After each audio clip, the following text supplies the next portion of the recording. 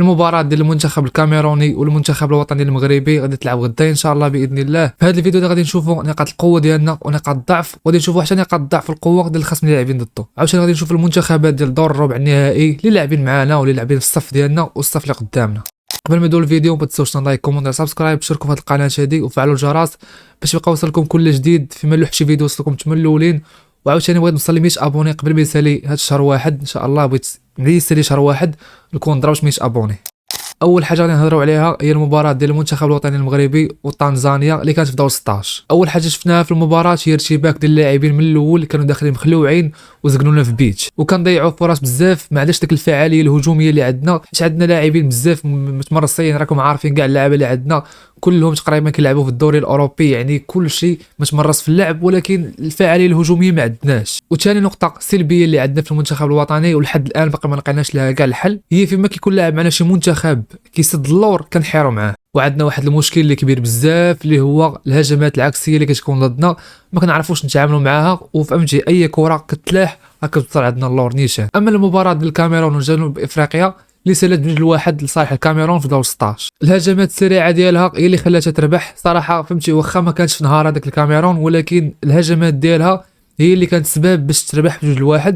وهذوك الهجمات اللي كدير هما نيت هما اللي عندنا حنا فيهم مشكل. الكاميرون خصم صعيب بزاف، قدر يربح 5 لي كوب دافريك في 22 نسخه. تخيل معايا 22 نسخه اللي شارك فيها قدر يربح 5 المرات. ربح في 1984 وفي 1988 وفي 2000 وفي 2002 واخر مره هي في 2017. اما الا هضرنا على المواجهات اللي بيناتنا بين المغرب والكاميرون ما عندناش علاش نهضروا عليه بصراحه، حيت غادي نلقاو فرق كبير بيناتنا بين المواجهات اللي بيناتنا. شحال مره ربحونا وشحال مره خسرنا معاهم وشحال مره تعادلنا. المواجهات ديالنا كانت 12 مره، خسرنا 6 المرات وتعادلنا 4 المرات وقدرنا نربحوا غير مره واحده. راه هادشي علاش قلت لكم خلي داك الجمل راقد، ما بغيتش نهضر على هادشي، ولكن داكشي طرا شحال هادي. دابا حنا في المنتخب ديال اليوم باقي ما تواجهناش معاهم صراحه. غادي نتيستيو الخبره ديالنا وغادي نتيستيو حتى المجهود اللي ولينا كنديرو باش نطوروا من المنتخب الوطني ديالنا. داك الزمان ماشي هو هذا الزمان هذا، وهذا الكومبيتيسيون معوا في بلادنا ان شاء الله وفي الجمهور ديالنا في الارض ديالنا، وان شاء الله هادشي علاش متفائل انا وكنقول ان شاء الله غادي نربحوا 1-0 ولا 3-0. انا كنشوف الوقيته اللي غادي نربحوا فيها خاصنا نتبعوا واحد المراحل. واول مرحله هي في الاول الماتش خاصنا نكونوا داخلين مرتاحين، رحنا في الارض ديالنا وفي الجمهور ديالنا خاصنا نلعبوا مرتاحين بلا ضغط بلا والو. دونك حنا اللي خاصنا نديروا عليهم الضغط باش هما يرتبكوا شحال من حاجه. ثاني حاجه خاصنا نعزوا الخط ديال الوسط وخاصنا ندخلوا هاد المره امرابط اللي عنده واحد الشراسه دفاعيه، واخا ماشي ايجابي في الهجوم، فهمتي كيلعبها في الدفاع اللور، ولكن كيبقى انسان ولا كيبقى لاعب جيد بزاف وقدروا نعولوا عليه في هذه المباراه هذه. المسار ديال المنتخب الوطني المغربي راكم عارفينه في كاس افريقيا، مع من لعبنا في التصفيات، مع من لعبنا في الجروبات، شكون ربحنا في دور 16.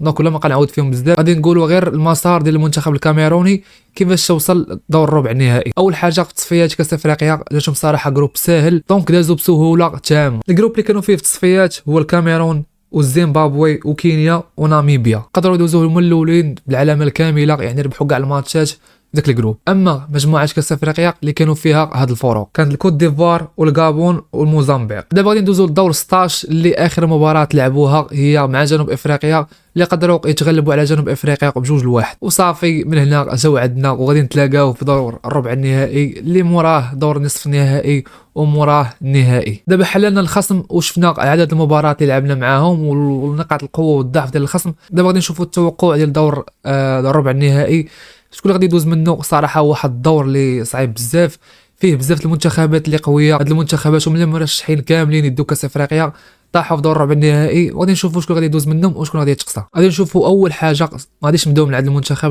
اللي نخليوه هو الاخر. غادي نشوفوا الصف اللي قدامنا فيه مالي والسنغال. هذه اول مباراه غادي تلعب واقيلا، ما عرفتش شنو هي اول مباراه، ولكن غادي نعطي التوقع ديالي وغادي يكون صحيح 100% وعقلوا عليا. المنتخب المالاوي مع المنتخب السنغالي اكيد غادي يربح المنتخب السنغالي فرق شاسع. دابا ندوزو المباراه الثانيه اللي كاينه بين مصر والساحل العاج اللي هو الكوت ديفوار بطل النسخه الماضيه. صراحه المباراه غادي تكون صعيبه بزاف، غادي يكون فيها ريتم عالي بزاف، غادي يكون فيها بزاف ديال لي كونتراتاك. عندهم مصر عندهم لاعبين مزيانين، حتى الكوت ديفوار لاعبين مزيانين عندهم. راكم عارفين النسخه الماضيه كيفاش لعبوا، واخا كانوا دازوا هما احسن ثالثات ولكن داوها في بلادهم. كنقول هاد المباراه شوف مباراه صعيبه، كنقول مصر غادي تدوز راكم عارفين اللاعب مصر على الطاشا غادي يدوزو ساهله عندهم هذه المباراه هذه، وغادي يدوزو دور نصف نهائي مع السنغال. كاين المنتخب النيجيري مع المنتخب الجزائري في دور ربع النهائي تما. الجزائر اللي ربحت الكونغو بصعوبه، ونيجيري اللي ربحت الموزمبيق وقيله بسهوله. راكم عارفين الفرق ديال المستويات، راكم عارفين شنو كاين. كنقول في هذه المباراه، كنقول هذا التوقع ديالي، نيجيريا غادي تدوز ان شاء الله لدور نصف نهائي. شوف هذا ماشي عاطف ولا شي حاجه، انا كنقول هضرتي بناء على المعطيات اللي شفت في المباريات الاخيره ديالهم. الجزائر ضعيفه بزاف، ماشي ضعيفه ولكن الخصوم اللي كيطيحوا ضدها صعب بزاف، وتا هي كتبين نفس النيفو ديالها وكتربح بصعوبه. كما شفتوا المنتخب الكونغولي عذبهم، راه ماركاو حتى الدقيقه 119، حتى الدقيقه الاخرى بقى لهم والو على البيلانتيات، والبيلانتيات راكم عارفين البيلانتيات راه ما كتعرفش شكون غادي يربح. دونك هاد المباراه هادي غادي تربح نيجيريا، غادي تدوز الدور النصف نهائي وغادي تطيح معنا ان شاء الله. عندنا اخر مباراه وهي المباراه المشنشطه اللي بين المنتخب الوطني المغربي والمنتخب الكاميروني. كنقول المنتخب المغربي غادي يربح، واخا هذا خصم اللي صعيب بزاف، كنقولوا قال هو اصعب خصم كاين في كوب دافريك. الكاميرون وما لا يعرف الكاميرون واحد ماش غنقول ما كاش خصو يطيح معنا صراحه، ولكن انا كمغربي وكوب دافريك بنلعبها في بلادنا وعندنا دي زافونتاج مزيانين. المغرب غادي تربح 1-2. هادشي اللي كاين. دابا غادي يكون دور نصف النهائي ما بين المغرب ونيجيريا، وكاين ما بين السنغال ومصر. شوف السنغال ومصر هذه باينه، السنغال غادي تربح فرق شاسع، غادي تربح بسهوله، حيت مصر والسنغال ماشي نفس النيفو، ماشي نفس المستوى. السنغال واعره بزاف. اما المباراه غادي تكون ما بين المغرب ونيجيريا، صراحه مباراه غادي تكون صعيبه. حنا عندنا افونتاج كما قلت لكم، راه حنا لاعبين في بلادنا، ونصف النهائي ماشي هو دور المجموعات وماشي هو دور 16. كنقول المنتخب المغربي غادي يدوز للفينال مع السنغال، وغادي يدير ان شاء الله المغرب باذن الله، وعقلوا على هضرتي. المهم معكم انس اللي كمونطيت فالي البارح التليفون وما قدرتش نكمل التصوير، بقى غير الريكورد في البيسي، اما التليفون طفى منه الريكورد، وقلت ضروري خصني ندير لكم خاتمه صوت وصوره باش تشوفوني كما بدينا الفيديو كما غادي نساليوه. كما قلت لكم الفينال غادي يكون ما بين المغرب والسنغال، ما كاين حتى شي فرقه من غير المغرب والسنغال غادي يدوزوا للفينال، وان شاء الله المغرب غادي يديها رغم الصعوبات والثقه اللي ما كنثقش فيها كاملين، ولكن ضروري المغرب غادي يديها.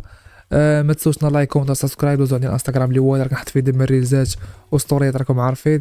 وبغيت نكمل 100 ابوني 100 مشترك قبل ما يسالي راس العام، تسمع راس العام قبل ما يسالي شهر واحد، وقبل ما يسالي كوب دافريك. عارفكم ديروها، بقاتنا تقريبا شي 6 ابوني تقريبا بحال هكاك. هادشي اللي كاين، تهلاو لي في راسكم، فيديو جاي ان شاء الله. بيس.